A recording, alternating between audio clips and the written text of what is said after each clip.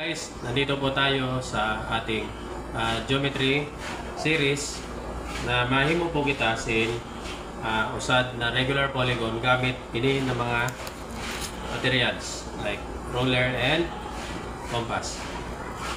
Okay, so yan na, ipapakita ko po sa iyo kung paanoan paggamit sa ni pag makahimo kitasin regular polygon. Okay, so let's start. Dito na po tayo. Okay, so una, ipipix muna natin yung compass. Make sure na naka-inline ito dito sa pointer. So, higpitan po natin to para hindi siya ma-loose. And then, ito na po. Ganyan na po yung compass natin. And then, dito tayo sa ating activity. So, nandito po sa drawing 1. Dito po sa drawing 1. May nakalagay po dito regular pentagon with side length of 2 cm. So, paano daw ito gawin?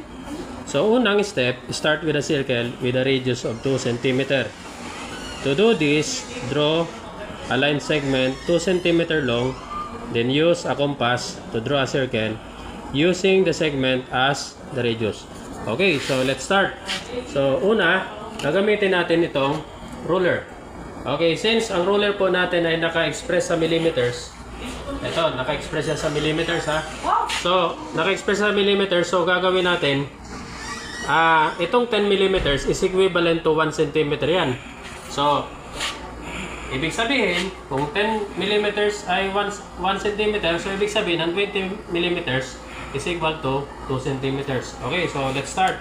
Let's draw a circle. Okay. So, dito tayo. Nandiyan may 0 po yan. So, dito, lalagyan natin ang point. And then, yung 2 cm, kasi pang hinihingi po dito is 2 cm. So, dito, lalagay natin. At ito po yung haba ng 2 cm po natin.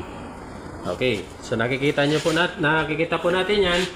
Na yan na po yung haba ng 2 cm. Okay. So, dito tayo. Ano ko muna, i-fix ko muna to para ma-higpit. Okay, so una, ilalagay natin tong pointer dito and then dito yung pencil. Okay. Dito yung pencil. Okay, so make sure po na naka-align po yan doon sa point. Okay, and then meron dalawang technique dito.